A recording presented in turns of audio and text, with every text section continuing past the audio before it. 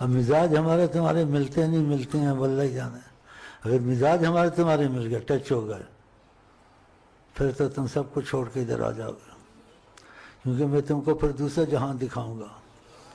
ہاں، عشق کا جہاں علیحدہ ہے، اور میں قسم کھاؤں نہ کھاؤں ہے صحیح بات، اور میں اس جہان کا آدمی ہوں.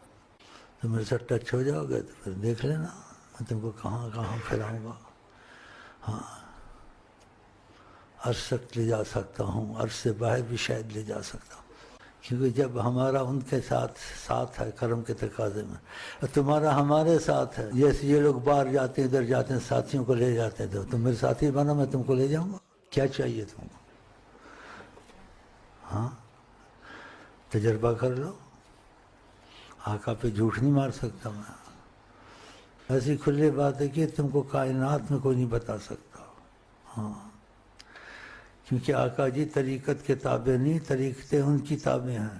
یہاں طریقت سے باہر باتیں ہوتی ہیں، کیونکہ آقا جی طریقت کے تابع نہیں ہیں، طریقتیں ان کی تابع ہیں.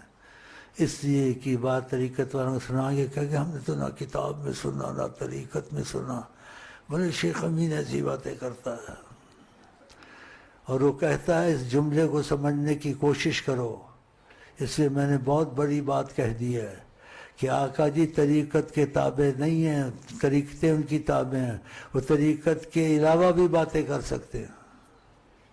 آقا جی مذہبوں کے تابع نہیں ہیں، مذہب ان کے تابع ہیں. ہاں، تو یہ ایسی باتیں ہیں. شکر کرو ملاقات ہو جاتی ہے ہماری تمہاری. ہاں، شکر کرو. اور تمہارے لیے اچھے اچھے پیغام لے کے آتا ہوں. کیا چاہیے تم کو؟ ہاں، اور تم میں سے جو پرانے انہوں نے فائدہ اٹھایا، ان کے یقین بھی تھوڑے بہت بنے ہوئے ہیں کہ واقعہ اس کے پاس مسئلہ ہے. اس کے پاس مسئلہ ہے. ان کو تجربہ ہے نا.